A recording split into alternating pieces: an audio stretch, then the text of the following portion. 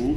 Et est-ce que ça t'a ouvert des opportunités après pour aller travailler dans d'autres endroits, style des hôtels, des restaurants, dans des pâtisseries? Est-ce que cette émission t'a ouvert des portes En fait, on a souvent l'impression que du coup le meilleur pâtissier c'est un truc de fou et ça te donne beaucoup de visibilité. Mais comme tu l'as dit tout à l'heure, c'est une émission amateur et du coup c'est très centré amateur et ça a une portée beaucoup sur les amateurs. Donc si tu veux, on n'a rien à apporter à un chef pâtissier qui a un pâtissier, qui a un CAP. Bon, le CAP ça t'apporte pas grand chose, mais je veux dire qu'il a eu de l'expérience, qui a travaillé dans des maisons.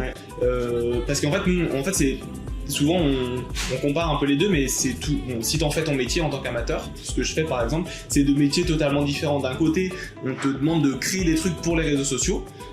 Donc il faut être dans le waouh, etc. Tu peux travailler les goûts si ça te fait plaisir. Moi, c'est ce que je fais en l'occurrence. Mais si tu veux faire des gâteaux qui sont juste très beaux, par exemple, tu peux le faire. Donc là, d'un côté, on te demande d'être créatif et de faire des trucs qui passent bien sur les réseaux sociaux, des beaux montages vidéo. Et de l'autre côté, t'as un pâtissier où là, on te demande d'être rentable sur les produits, d'avoir des techniques qui te permettent de pas prendre trop de temps sur un gâteau. Et du coup, c'est pas du tout les mêmes métiers, c'est pas les mêmes modes de réflexion. Et